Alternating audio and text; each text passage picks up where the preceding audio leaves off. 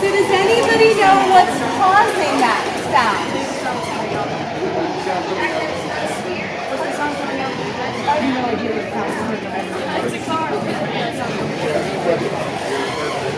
I don't know if the sound is coming through the room and then deactivated or not. I don't think they heard your question. Does anybody know why it's making noise?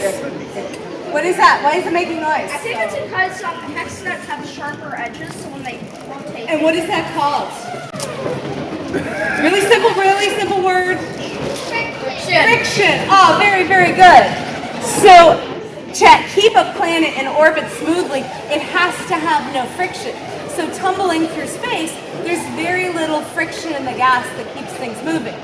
If you have a planet that has sharp edges, it's going to tumble and rock and bounce, which is how comets spring off and go places, because they don't have smooth edges, so they cannot stay in an orbit that they do not create themselves. So that is how friction works. Here's something else, guys.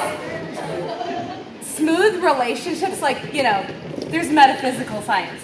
Smooth relationships happen when you wear each other's edges down. Say goodbye. So, just for something to think about, centripetal force is when you're drawn closer and closer to something. And the faster and faster it goes, the closer to it you want to be. Maybe there's physics to love. There's definitely chemistry. A little knowledge of chemistry always improves your biology.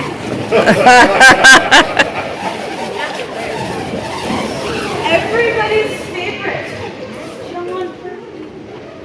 So, why it's not getting larger, we're trying to start over. So get up, go ahead and set your balloons to the side. We're done with those for a little bit. In your bag is a battery and a copper wire. Here is my question. Does anybody in this room have a pacemaker? Pacemaker. If you had one, you would know. It's a box that goes under your skin that makes your heart charge. Yeah. Okay. These are rare earth neodymium magnets. They will stop a pacemaker. That's why I haven't passed them out yet. They're very, very strong. We're going to make a monopolar engine. Here's the fact. We know what monopolar engines are. We don't know what kind of use they have.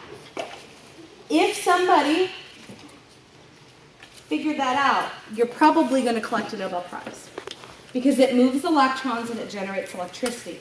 We just don't know how they work yet. Or we know how they work, we don't know what to do with this concept. So, what does the doctor do when all else fails? Run.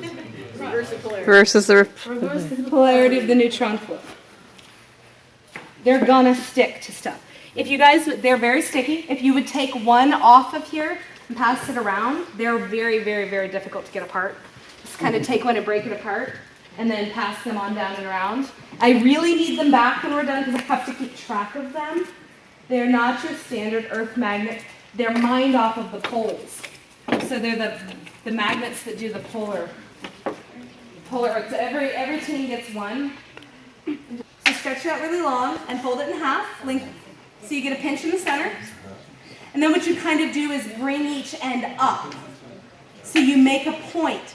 That point is going to connect with the positive top of the battery terminal. So if you've got that, then what you do is, this is where it takes a little skill and a little bounce. You're going to put that positive little point you made and balance it on top of your battery. Now, to get it to move, you have your magnet connected to your battery, and the copper wire sits right on the top. The magnet goes on the negative end of the battery. So just clunk that neodymium rare earth magnet right to the bottom of your kinetic energy source. This takes a little bit of, it's going to take some teamwork. That's why there's a doctor and a companion. Teamwork. What's your question? So stick them together, and what you want to do to get the energy to generate is you sort of bend the bottom pieces of the wire toward that magnet on the bottom.